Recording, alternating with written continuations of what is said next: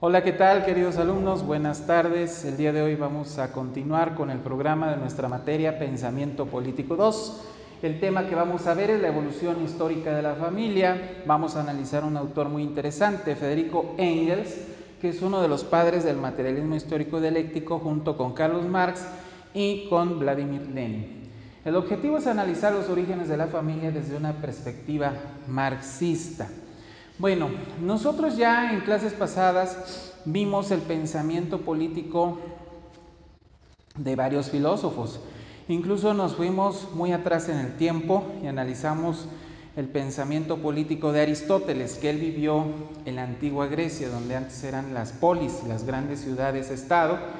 Y también analizamos el pensamiento político de algunos autores de la Europa post-feudal, donde ya empieza a decaer el sistema feudalista y empieza a surgir lo que se le llamó el renacimiento de las ciencias, de las artes, donde el pensamiento del hombre se transforma. Vimos a Maquiavelo, vimos a Juan Bodin, vimos a Santo Tomás Moro, vimos a Martín Lutero, vimos a Thomas Müntzer, en fin, vimos toda una serie de autores que nos reflejan su pensamiento filosófico y su pensamiento político. También dijimos que el pensamiento político tiene que ver con la transformación de las relaciones sociales de producción en la sociedad, es decir, el pensamiento político en la época de Aristóteles pues trataba de justificar el esclavismo. El pensamiento político de la época feudal, de los escolásticos, pues trataba de justificar el feudalismo y así sucesivamente. Y en el caso del sistema capitalista surge una teoría antagónica a las teorías filosóficas dominantes de aquel entonces, por ejemplo, las teorías de Juan Bodin o de Thomas Hobbes, que apoyaban a la monarquía absoluta, que apoyaban las relaciones sociales de producción capitalista, y surgió un crítico muy importante de estas filosofías burguesas, que fue Federico Engels. Recuerden que Federico Engels en un principio pues fue hijo de un burgués, él era digamos un junior, por así decirlo, era un hijo de papi, era hijo de un gran empresario textil, y él se empezó a dar cuenta de la explotación dentro de la fábrica, cómo funciona la explotación dentro de la fábrica capitalista.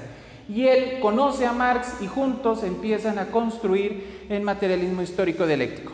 Y uno de los temas importantes que maneja Engels en su filosofía, en sus estudios históricos, es la familia. ¿Por qué la familia es importante? Porque al analizar el origen histórico, científico, objetivo de la familia, podemos entender también cómo la familia, como aparato ideológico del Estado, ha servido para seguir reproduciendo las relaciones sociales de explotación. Vamos a ver cómo es que surge la familia, cuál es su origen histórico, y nos vamos a ir dando cuenta que la familia ha cumplido un papel muy importante en el mantenimiento del sistema capitalista. Bueno,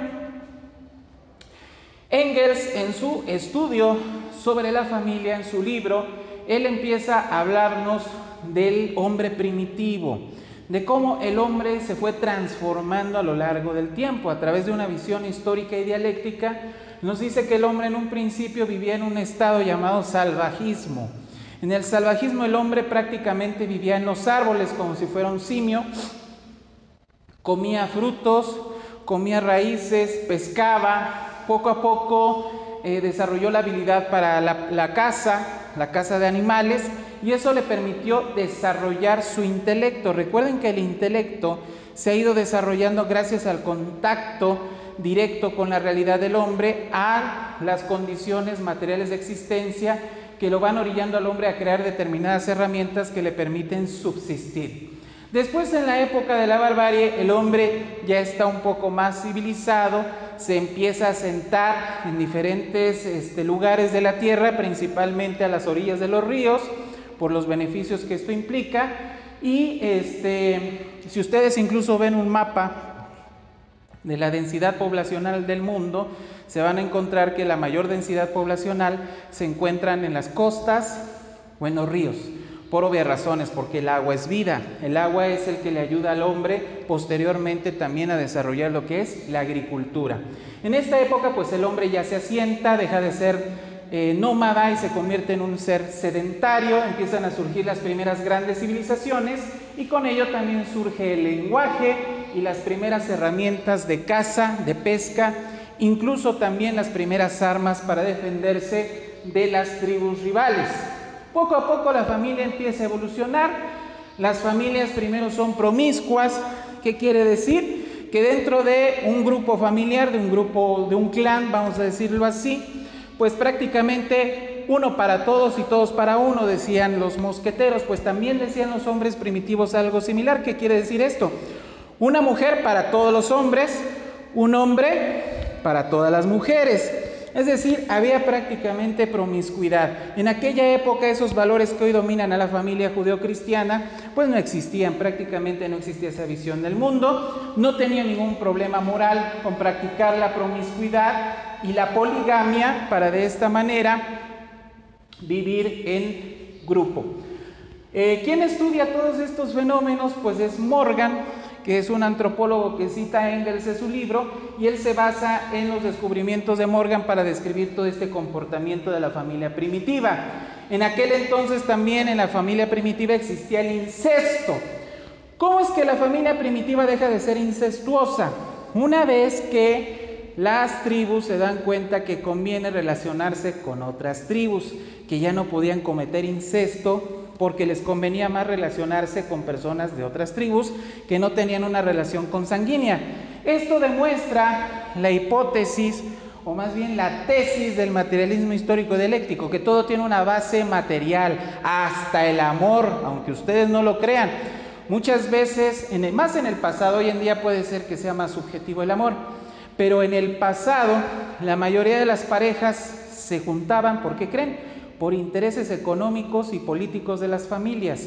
Inclusive en la nobleza feudal se dio mucho este fenómeno, ¿no? El intercambio, digamos, de favores políticos y económicos a partir de ciertos matrimonios arreglados por la nobleza.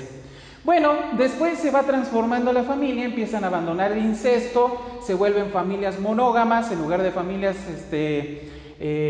promiscuas, ¿no? Con diferentes parejas, y poco a poco empieza a transformarse la familia. También descubrió que la domesticación de animales, la ganadería, la agricultura, la producción textil y la alfarería, entre otras actividades complejas que el hombre fue desarrollando, fueron permitiendo ir acumulando un excedente económico.